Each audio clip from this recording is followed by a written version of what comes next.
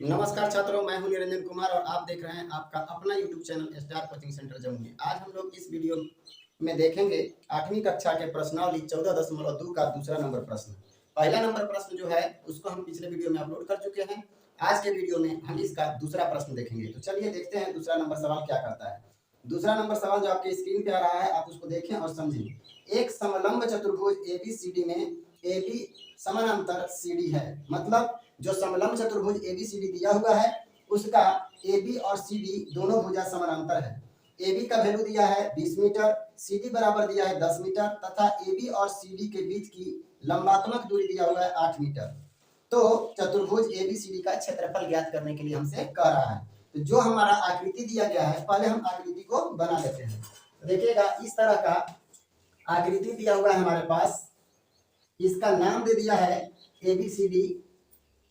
ये जो समलंब के आकार का चतुर्भुज है उसका नाम है एबीसीडी और इसके भुजाओं की माप दे दी गई है, यानी ए से बी तक की दूरी हमको दिया गया है। कितना दिया गया? 20 मीटर। तो हम लोग लिख लेंगे 20 मीटर। आगे बढ़ते हैं सी और डी यानी सी डी जो कितना दिया गया है 10 मीटर, तो 10 मीटर लिख लेंगे। आगे जाता है ए बी और CD के बीच की लंबिक दूरी। AB और CD के बीच की लंबिक दूरी यानी लंबवत दूरी जिसको हम लोग ऊंचाई कहते हैं, वो हमारा कितना दे दिया गया है? 8 मीटर दिया गया है। 8 मीटर लिख लेंगे। अब इसका क्षेत्रफल निकालने के लिए हमसे बोला जा रहा है। तो क्षेत्रफल निकालने से पहले जो जो मान दिया गया है पहले हम उसको लिख लेते हैं। तो सबसे पहले लिखेंगे समानांतर भुजाएं, समांतर भुजाएं बराबर क्या क्या दिया हुआ है समानांतर भुजा के अंतर्गत? एक तो समानांतर भुजा जो है वो है 20 मीटर। तो यहाँ पे हम लोग लिख सकते हैं समानांतर भुजाएं, ऐसे करके लिख लीजिए। समानांतर भुजाएं ए बी बराबर कितना? 20 मीटर तथा सी डी बराबर 10 मीटर, ये दिया हुआ है। और क्या दे दिया? लंबिक दूरी यानी ऊंचाई दे दिया। तो लिखेंगे हम लोग डायरेक्ट ऊंचाई, जिसको हम लोग h भी बोल सकते हैं, या फिर यहाँ पे नाम दे दिया गया dm, तो हम लोग dm भी लिख सकते हैं। dm बराबर कितना दे दिया गया है? 8 मीटर। अब हम इसका क्षेत्रफल का सूत्र लिखेंगे और उसको हल करेंगे। तो सबसे पहले हम लोग लिखेंगे क्या? लिखेंगे चतुर्भुज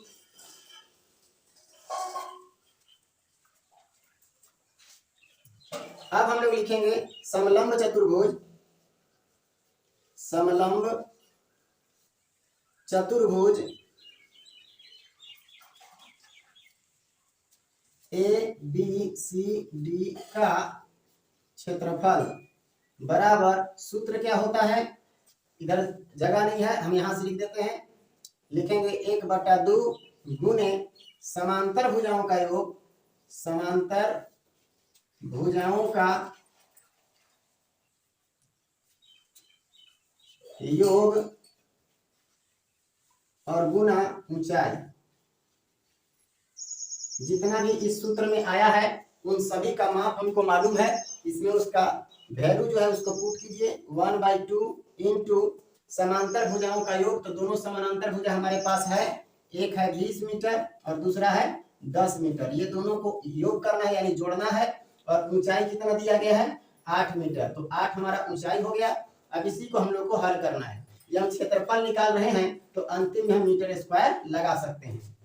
चलिए अब हम लोग क्या करें, इसको 1/2 गुने 20 और 10 30 और गुना में कितना? 8। ये क्या में आ रहा है? मीटर स्क्वायर में आ रहा है, क्योंकि हम लोग क्षेत्रफल निकाल रहे हैं तो क्षेत्रफल मीटर स्क्वायर में होता है। 2 से जब हम 8 को काटेंगे तो 4 बार भी कटेगा।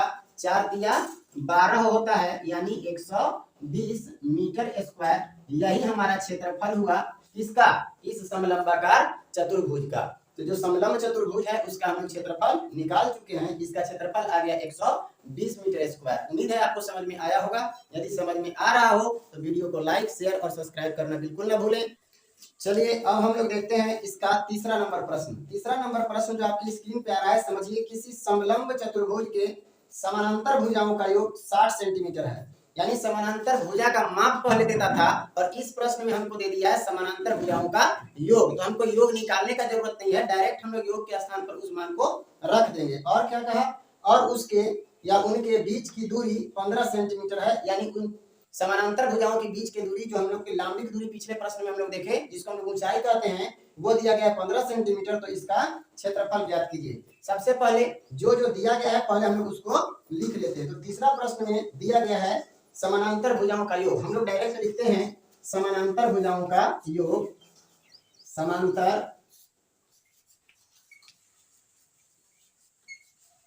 भुजाओं का योग बराबर कितना दिया गया है, समानांतर भुजाओं का योग दे दिया है 60 सेंटीमीटर। तो हम लोग लिख लेंगे 60 सेंटीमीटर।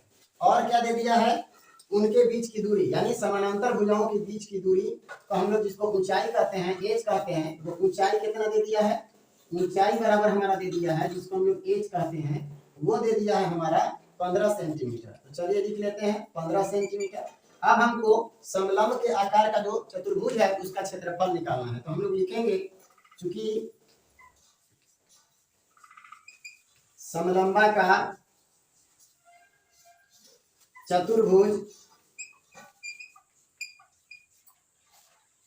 का क्षेत्रफल बराबर, सूत्र जो होगा उसको नीचे लिखते हैं, 1/2 गुना समानांतर भुजाओं का योग, समांतर भुजाओं का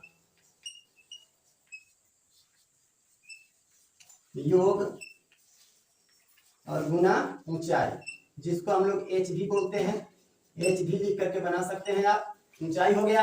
अब इसको क्या करना होगा, इस पर वैल्यू पुट करेंगे, 1/2 है, 1/2 लिख लेंगे। समानांतर भुजाओं का योग, तो समानांतर भुजाओं का योग दिया हुआ है 60 डिग्री, हम लोग लिख लेंगे 60 डिग्री नहीं 60 सेंटीमीटर था, 60 सेंटीमीटर गुना ऊंचाई हमारे पास, या फिर दोनों भुजाओं के बीच की दूरी कितना दिया होता है 15 सेंटीमीटर, तो वही ऊंचाई कहलाता है, 15 सेंटीमीटर लिख लेंगे। दोनों जगह सेंटीमीटर है तो इसको हम लोग सेंटीमीटर स्क्वायर लिख सकते हैं, क्योंकि अब हम लोग क्षेत्रफल निकाल रहे हैं। 2 से जब 60 को काटेंगे या भाग देंगे तो ये 30 बार में कट जाएगा, और 30 से जब 15 में गुना करेंगे तो 15 तिया 45, एक जीरो था तो जीरो लग जाएगा, और सेंटीमीटर स्क्वायर, यही हमारा आंसर होगा। यानी जो सवाल दिया गया था हमारा तीसरा नंबर सवाल, उसका सही उत्तर होगा 450 सेंटीमीटर स्क्वायर।